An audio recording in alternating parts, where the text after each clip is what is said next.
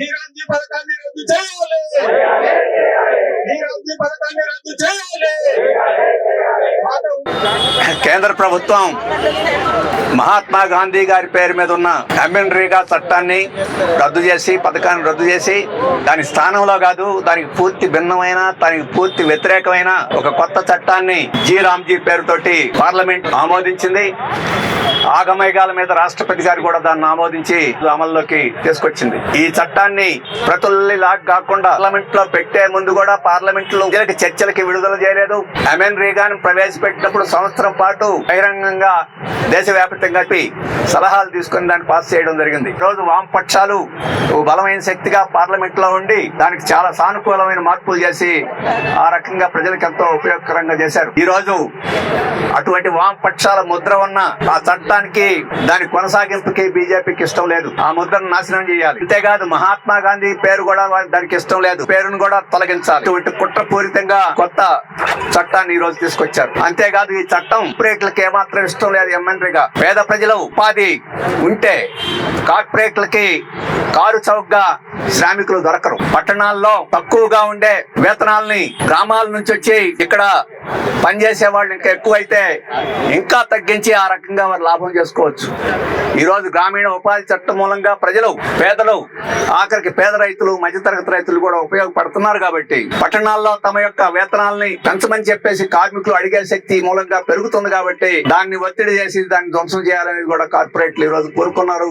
అందుకనే ఈ మోడీ కార్పొరేట్లకు ఊడిగం చేసే ప్రభుత్వం కాబట్టి వారి ఒత్తిడి ఉంది. వారి ప్రయోజనం కోసం ఈ రోజు ఈ చట్టాన్ని చేశారు.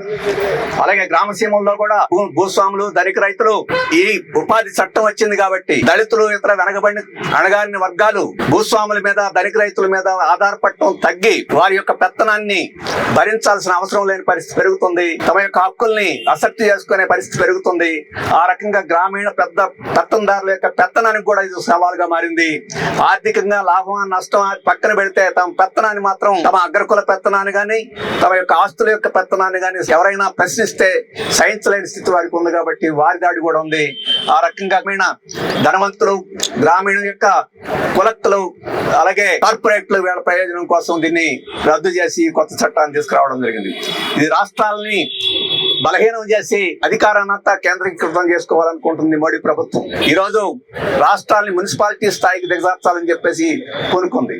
అందుకని ఆర్థికంగా రాష్ట్రాలకు ఉండే హక్కుల్ని, ఇవ్వాల్సిన డబ్బును కూడా మినహాయించి 90-10గా ఉండే పంపిణీ దీని 60-40గా మార్చి ఇంకా అనేక పద్ధతుల్లో రాష్ట్రాలని ఈ రోజు పూర్తిగా బలహీనమైన స్థాయికి. అంటే ఒకే చట్టంతో ఇటు రాష్ట్రాల హక్కుల్ని, ఇటు పేదల యొక్క ఉనికిని, వారి యొక్క జీవనాన్ని, అలాగే ఈ రోజు పెత్తందారుల యొక్క పెత్తనాన్ని సవాల్ చేసే ప్రతిఘటన శక్తుల్ని, వీటన్నిటిని బలహీనం చేయాలని చెప్పేసి దీని వెనక ఉద్దేశం ఉంది. అందుకనే దీన్ని పూర్తిగా ఏమాత్రం మినహాయింపులు లేకుండా రద్దు చేయాలని చెప్పేసి మనం కోరుతున్నాం. ఈ చట్టంలో 1-2 మంచి విషయాలు పెట్టినట్టు పెట్టి మరి ఈ విషగులికను మనం మింగించాలని ప్రయత్నం చేస్తున్నారు. 100 రోజుల నుంచి 125కి పెంచాం. అలాగే నష్టపరిహారం చెల్లించాల్సిన బకాయిలు చెల్లించాల్సింది 7 రోజులకి మించి 15 రోజులు తగ్గించి 7 రోజులకి పెట్టామని చెప్తున్నారు. అన్ని బొట్టపు మట్టలు అవన్నీ మనల్ని మోసం చేయడానికి 1-2 పెట్టి మొత్తం చట్టాన్ని కార్పొరేట్లకు అనుకూలంగా తీర్చిదిద్దారు. అందుకని ఎటువంటి పరిస్థితుల్లో దీన్ని మనం అంగీకరించకూడదు. దీన్ని పూర్తిగా రద్దు చేసే వరకు పోరాటం చేయాలి. ఆ పోరాటం ఇవాళ రేపు అనేది కాదు. మనం గతంలో కిసాన్ ఉద్యమం జరిగి 4 చట్టాలను ఏ రకంగా వాటిని వెనక్కి తీసుకోవాల్సిన పరిస్థితి సృష్టించాము. అటువంటి పరిస్థితి సృష్టించాలి. ఇది యొక్క గ్రామీణ పేదల సమస్య కాదు, ఇది కార్మిక వర్గం సమస్య, ఇది రైతాంగం, పేద మధ్యతరగతి రైతాంగం యొక్క సమస్య, మొత్తం ప్రజాస్వామిక శక్తుల యొక్క సమస్య, సామాజిక శక్తుల యొక్క సమస్య. వీళ్ళందరినీ సమీకరించి ఒక విశాలమైన ఉద్యమాన్ని మనం రాజకీయ స్థాయికి తీసుకెళ్లే ఉద్యమాన్ని నిర్మించాల్సిన అవసరం ఉంది. అటువంటి ఉద్యమంలో తప్పకుండా వామపక్షాలు గతంలాగానే ముందుంటాయి. మిగతా పక్షాలను కూడా కలిసి రావాలని, మిగతా రాజకీయ శక్తులు కూడా మినహాయింపులాగా ముందుకు రావాలని చెప్పేసి మేము కోరుతున్నాం.